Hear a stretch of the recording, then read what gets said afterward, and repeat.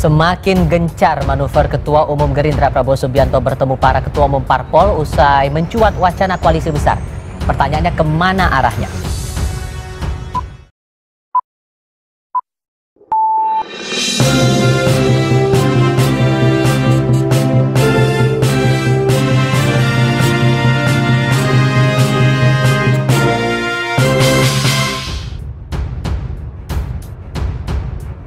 Manuver mengarah ke untuk menjalin koalisi besar nih ya Bang Daniel. Kekuatan mana yang mungkin akan dihitung dan harus dihadapi? Oposisi kah? Pertama Mas, begini, mungkin kalimat yang paling tepat itu bukan koalisi besar tapi koalisi kebangsaan. Ini agaknya lebih tepat untuk menggambarkan bahwasannya Pak Prabowo Subianto memiliki komitmen untuk merajut kebangsaan yang lebih baik. Jadi semua komponen diajak bekerja sama, diajak bersama-sama merajut persatuan, bekerja sama untuk kepentingan Indonesia yang lebih besar. Jadi Pak Prabowo sejak awal sangat terbuka dengan seluruh komponen bangsa dan siap bekerja sama dengan siapapun. Nah, siapa yang nanti akan menjadi rival dalam kontestasi Pilpres 2024 tidak ada masalah. Yang selama itu semuanya berkomitmen untuk menjaga kohesivitas sosial dan politik kita. Jangan sampai kemudian akibat Pilpres kemudian kita bercerai-berai, kemudian ada dendam politik, ada benci politik dan sebagainya. Nah, itu yang tidak diinginkan Pak Prabowo kembali terjadi. Jadi Pak Prabowo ingin berkomunikasi dengan semua komponen, dengan semua partai, terbuka dengan semua partai, dengan semua tokoh. Nah, kalau kemudian kita harus bersama dalam bentuk koalisi, sekarang sudah berkoalisi dengan PKB misalnya, dan kita akan terus mengajak semua komponen lagi yang lebih banyak. Nah, kalaupun harus bersama, kita bekerja bersama, bersaing dan memastikan menang Pilpres 2024. Nah, termasuk yang terbaru ini kan pertemuannya dengan PAN nih. Hasilnya apa tuh Mas dengan pertemuan PAN ini? Dengan baik. Yang jelas dengan PAN kan kami sudah punya hubungan yang lama sekali. PAN selama ini sudah mendukung Pak Prabowo dalam 2 kali Pilpres. Di 10 tahun belakangan hubungannya sangat baik dan sudah ada chemistry yang kuat dengan Partai Amanat Nasional. Tadi Pak Jul juga menyampaikan, Pak Jul menggunakan istilah itu, kita ingin mendorong koalisi kebangsaan, merajut benang-benang persatuan menuju kompetisi di 2024 nanti. Jadi pada prinsipnya Pak Prabowo sangat welcoming dengan PAN, apalagi sudah punya chemistry yang baik. Pun demikian tadi disampaikan oleh Pak Jul, dan kita akan terus melakukan proses komunikasi politik dengan PAN dan dengan teman-teman KIB, itu akan diintenskan komunikasi politiknya. Pun demikian misalnya kita akan terus berkomunikasi dengan PDI Perjuangan dan partai-partai yang lain. Begitu Mas. Oke, kalau Mas Burhan melihat dinamika politik yang berjalan untuk membangun koalisi kebangsaan ini gimana nih? Ya, memang koalisi kebangsaan yang disebut oleh Bung Daniel tadi itu sangat ditentukan oleh dinamika di internal partai pendukung pemerintahan Pak Jokowi. Jadi kalau misalnya kita lihat sebelumnya kan sudah ada Nasdem yang kemudian tanda kutip mengeksekusi diri dengan membangun koalisi dengan 2 partai oposisi. Nah, sekarang pertanyaannya kemana 6 partai pendukung partai pemerintah yang lain dalam berlabuh di 2024. Nah, sejauh ini sebelum ada insiden terkait dengan kegagalan Indonesia sebagai tuan rumah Piala Dunia, itu 6 partai tadi secara di atas kertas ada 3 potensi munculnya poros koalisi. Yang pertama adalah koalisi kebangkitan Indonesia Raya antara Gerindra dan PKB, kemudian koalisi Indonesia Bersatu, Golkar, P3 dan PAN, dan terakhir adalah PD Perjuangan sendiri yang secara di atas kertas punya boarding pass untuk bisa maju. Tetapi setelah terjadinya kegagalan Indonesia sebagai tuan rumah Piala U20 dan publik sebagian menganggap kesalahan itu ada di 2 kader PD Perjuangan, konstelasinya agak berubah. Jadi ada tendensi koalisi Indonesia Bersatu dan Indonesia Raya Bersatu yang diinisiasi oleh Partai Amanat Nasional yang menjadi tuan rumah persis setelah insiden tadi, dan kebetulan Pak Jokowi hadir. Jadi kalau kita runut sebenarnya arahnya ke situ. Nah, pertanyaannya adalah kalau KIP dan Koalisi Indonesia Raya Bersatu, kemana PD Perjuangan? Karena bagaimanapun PD Perjuangan punya kursi cukup. Nah, kalau menurut saya muncul tidaknya koalisi kebangsaan, kalau dilihat dari sisi size adalah koalisi besar tadi, itu sangat ditentukan oleh Anies Baswedan sebagai capres dari Koalisi Perubahan. Jadi kalau misalnya Anies trennya masih melemah seperti sekarang, kemungkinan ya PD Perjuangan maju dengan skenario-nya sendiri, Koalisi Kebangsaan maju juga dengan skenario-nya sendiri.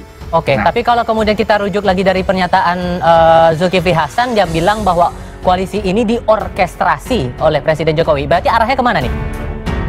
Nah, makanya kalau kita lihat kan sebenarnya bukan hanya Pak Zulkifli Hasan yang mengatakan demikian ya. Pak Prabowo pun dalam acara di Rumah PAN mengatakan kita sekarang timnya Pak Jokowi kan gitu. Jadi sepertinya koalisi kebangsaan itu kira-kira ingin merujuk pada Pak Jokowi sebagai patronnya ya. Nah di situ ada apa yang saya sebut sebagai persaingan antar kingmaker. Jadi 2024 ini bukan hanya persaingan antar capres, tapi juga ada persaingan antar kingmaker.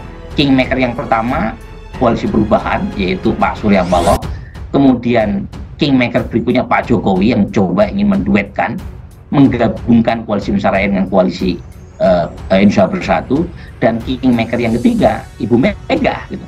Nah, kalau misalnya kingmaker ini maju dengan skenario-nya masing-masing, kemungkinan kita punya 3 calon. Satu adalah Anies Baswedan, 2 adalah Pak Prabowo Subianto, dan terakhir adalah Ganjar. Tapi kalau ada kesepahaman antara Pak Jokowi dengan Ibu Mega plus Pak Prabowo, kemungkinan yang terjadi Ganjar dan Pak Prabowo itu tidak terjadi duel.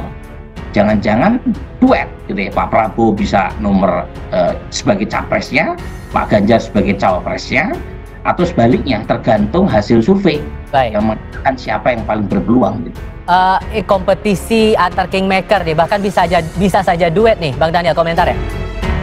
Ya, yang jelas prosesnya sangat panjang, masih komunikasi politik terus dilakukan, termasuk Pak Prabowo Subianto dan Partai Gerindra melakukan komunikasi dengan semua pihak.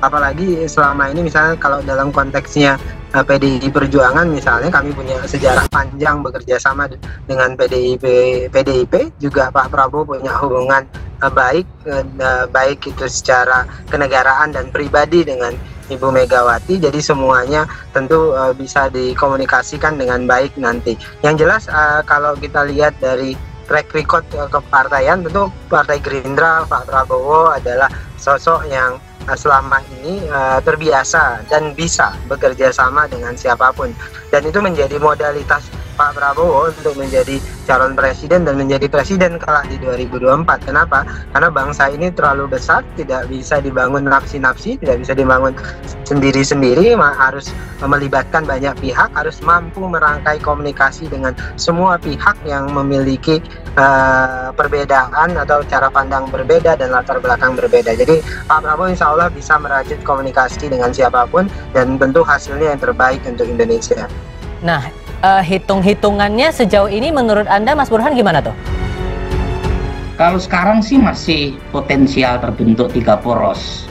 Karena kalau kita lihat dari dinamika di tingkat elit maupun di tingkat massa, potensi munculnya 3 poros masih terbuka, terutama karena posisi capres-cawapres ini menjadi semacam signature ya, yang menentukan hidup matinya sebuah koalisi.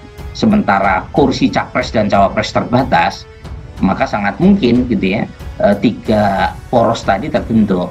Tetapi kalau misalnya perkembangan belakangan sampai menjelang pendaftaran menunjukkan naiknya momentum salah satu capres, karena kan terakhir ini terutama setelah insiden gagalnya Indonesia sebagai tuan rumah, itu kan ada sebagian pihak yang menyalahkan Pak Ganjar. Nah, kalau misalnya proses tersebut memiliki dampak elektoral yang keras terhadap Ganjar Pranowo dan daya tawar atau posisi tawar elektoralnya menurun akibat dianggap sebagai pihak yang bertanggung jawab atas kegagalan tersebut, itu tentu punya efek yang menguntungkan, terutama buat Pak Prabowo. Meskipun mungkin Pak Prabowo tidak secara langsung ya berharap itu, tetapi setidaknya itu punya efek elektoral yang menguntungkan Pak Prabowo. Nah kalau misalnya itu yang terjadi, sangat mungkin terjadi pengerucutan. Tapi per hari ini itu ada 3 poros, karena bagaimanapun Ibu Mega dalam acara hari ulang tahun PD Perjuangan ke-50 sudah mengatakan capres adalah kader PD Perjuangan. Oke. Nah, kecuali Bu Mega merevisi pernyataan tersebut, karena bagaimanapun Pak Prabowo bukan kader PD Perjuangan. Tapi lagi-lagi perkembangan sangat dinamis, kita harus lebih sabar untuk menunggu ya.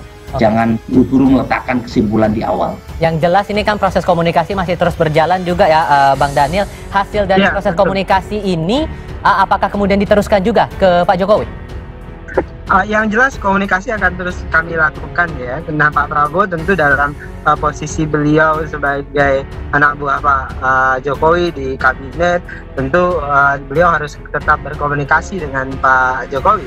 Karena perlu saya catat, perlu Anda catat juga Mas, sejak awal ketika Pak Prabowo memutuskan akan bertarung dan ikut di kompetisi 2024, Pak Prabowo juga meminta pertimbangan Pak Jokowi, karena Pak Jokowi adalah presiden dan Pak Prabowo adalah menteri beliau. Semua aktivitas politik yang harus dilakukan oleh Pak Prabowo pasti berdampak terhadap kinerja di kabinet. Nah, Pak Prabowo tentu adabnya izin dengan presiden. Jadi yang jelas semua komunikasi politik dan proses komunikasi politik juga tentu akan didiskusikan dengan Pak Presiden Jokowi sebagai orang yang sebutlah dituakan dalam tanda kutip dalam konteks ini sebagai presiden. Begitu Mas.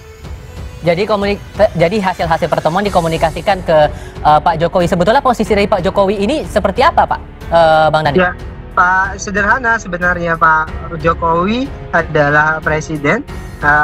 Dalam hal ini orang yang punya pengalaman panjang, menang pemilu 2 kali, dan Pak Prabowo nyebutnya secara kenegarawan, Pak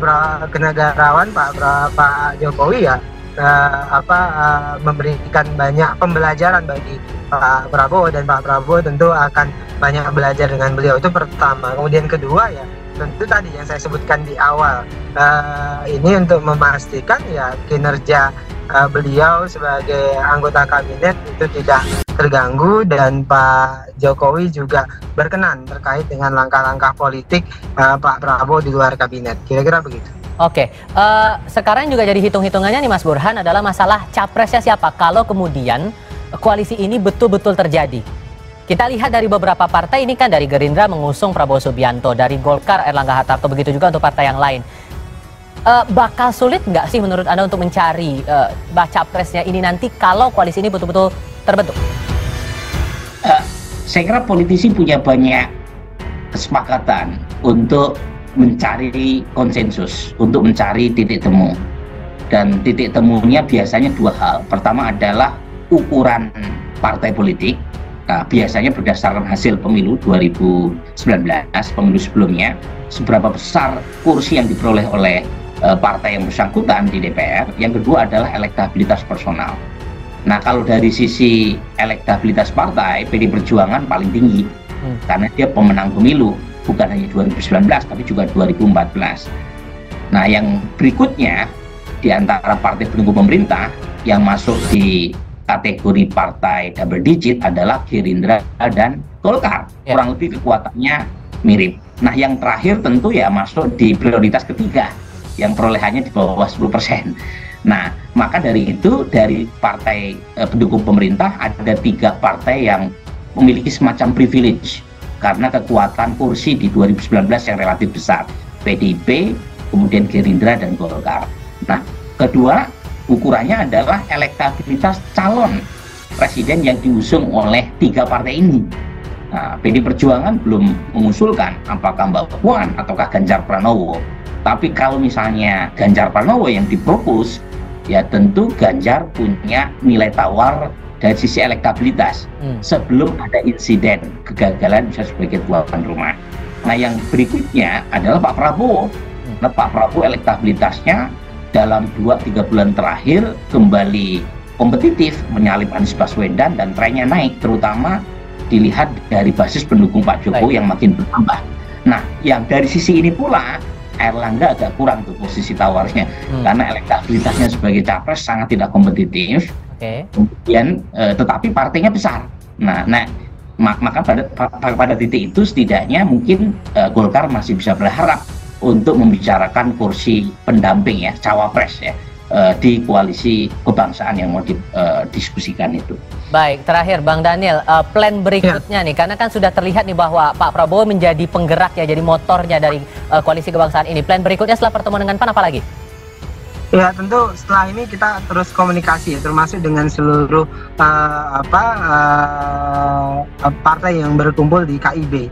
Jadi kita akan melakukan komunikasi intens dengan seluruh partai di KIB. Tentu juga kita bicara dengan PDIP, kita akan terus berkomunikasi dengan PDIP dan Bu Mega, dan juga tentu bicara dengan PKB terus menerus. Jadi tadi saya sebutkan proses komunikasi terus dirajut oleh Pak Prabowo dalam hal ini.